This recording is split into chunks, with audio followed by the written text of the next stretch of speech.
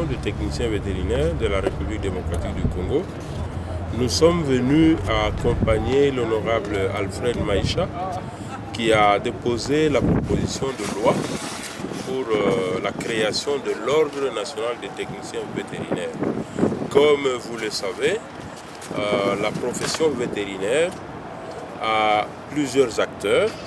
Il y a les médecins vétérinaires qui ont déjà leur ordre, mais il y a aussi les techniciens vétérinaires. Et c'est aujourd'hui que nous sommes venus déposer notre ordre.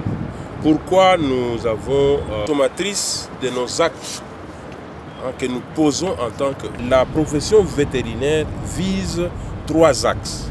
L'axe sanitaire, c'est-à-dire nous protégeons la population contre les maladies sanitaires. Nous avons vécu Ebola et il y a une maladie qui circule présentement, le monkeypox.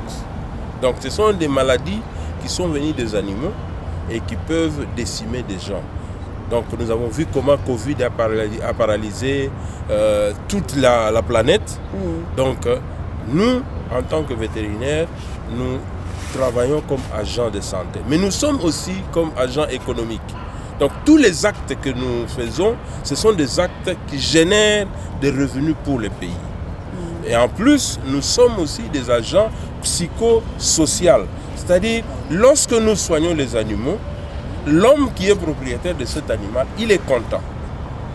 Ça fait qu'il est en bonne santé parce que son état de bien-être est rempli. Donc il est content d'avoir, je crois que vous le voyez chaque fois à la cité, hein, que ce soit le jeune homme, lorsqu'il circule avec son joli chien là, il est fier.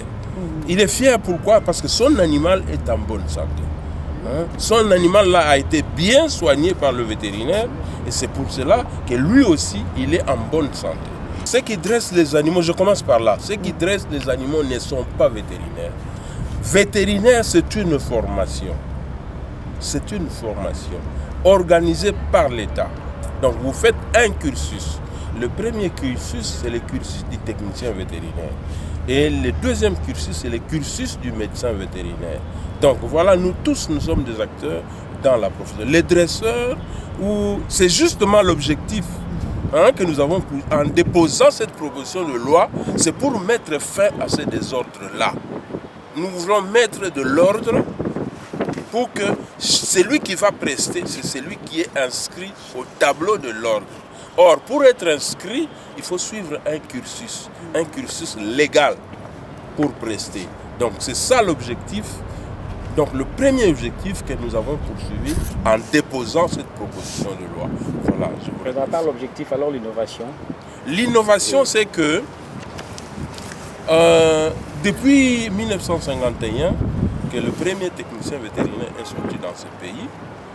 Et depuis 1964, lorsque le premier médecin vétérinaire a été formé, donc il n'y a pas eu de loi protégeant la profession. L'innovation est que cette loi-là va apporter quelque chose.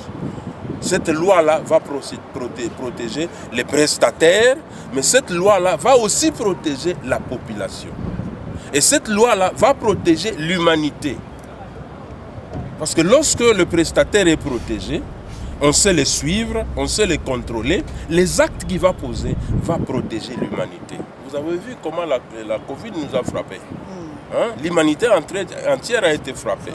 Vous avez vu comment Ebola a déboussolé toute la planète. Mais lorsque nous faisons des actes, ces actes-là, lorsque ces actes-là sont protégés, l'humanité aussi est protégée. Voilà, je vous remercie. Merci beaucoup. C'est bon. Bon, toya wa liboso ya palais du peuple parce que d'ailleurs yango ezali koloba déjà ndaku ya ba population.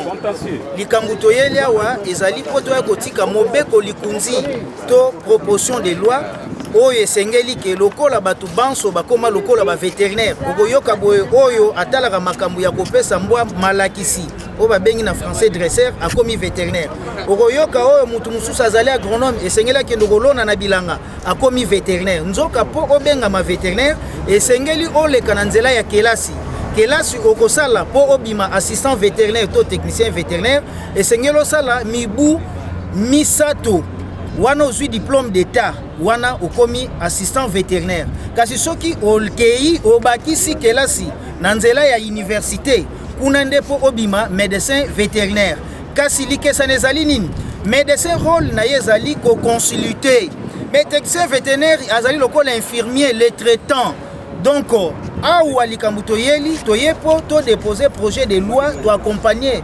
honorable pour que honorable Alfred po ete biso banso elongo pona kosalisa mokonzi ya mboka parce que secteur oyoyo ezali secteur oyo emonanaka négligé epai na biso na Congo tango bazali koloba oyo azali vétérinaire mutazali ko comprendre te vétérinaire rôle na ezali ko protéger biloko mutazali kolia na nzela hygiène alimentaire nde ba vétérinaire batelaka ba vivre frais ba chambre froide ba boulangerie o ba bengi enrée alimentaire d'origine végétale minérale et animale maintenant oyo etali ba maladie batu bakanisaka vétérinaire azali kaka pona babibwele te vétérinaire azali pona mutu lolenge nini soki yo olie ngulu azali na tenia maladi wane uti pa ya ngulu ekoki kozonga su pa ya ngulu nde na lifalansa babengi zoonose donc ngoloba maladi eutaka epai ya mutu ekei pa ebwele ezongi lisusu pa ya mutu vice versa.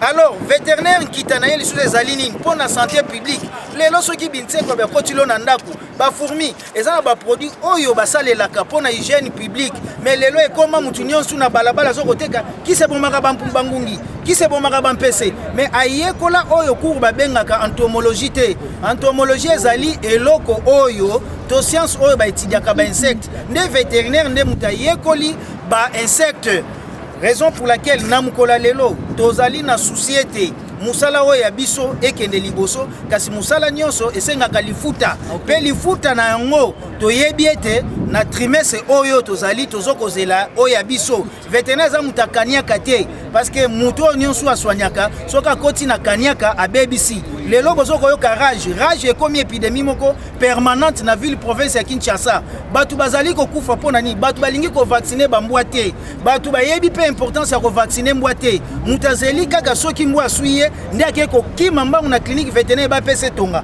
nzoka ndenge ozali wana okoki mpe kokende mbwa aswi yo te oke kozwa vaccin na yo mpo ete ozala nango na nzoto atako mbwa aswi yo ozali protégé tala maye oyo toyelaki mpona kosembola lolenge elongo bani na lingala nde sebongo. C'est bon.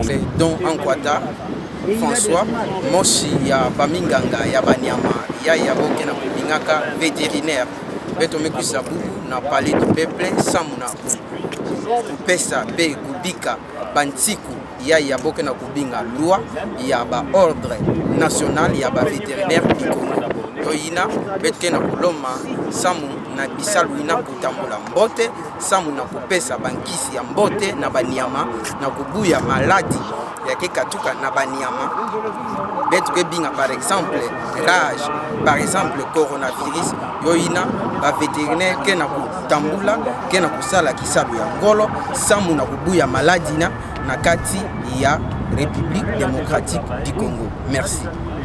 Yo kele beto ba vétérinaire bima ina mekatuka bambishi betu ke fwa betu ke dia betu ke sansa bima ina kaka mekatuka na bilanga kana mekwisa na bwala ntambuke teka yo mekuma bima ina bantuke dia mutu fetala yo kele vétérinaire yo ina betu mekwisa sambu na bamfumu botadila yo botani na kisalo na betu mbote mpi difuti na betu mpi botadila yo bete futa maka ve betu bayankaka bamfumu betadila betu yo makambo yango kufuto makele ve mbote bantu na mpike futa ma déjà difuti yango mpike ya mbote ve betadila betu ba prime de risque salaire de base nyonso ina kele bimeneta sala de kisalo na betu kutomba ma mbote ba médecin vétérinaire ba médecin humain ba infirmier humain ba médecin technicien vétérinaire du Congo betu kela wasambu na pila nde betu défendre betu sala betu moshi kimvuka moshi kisala na betu kutamoma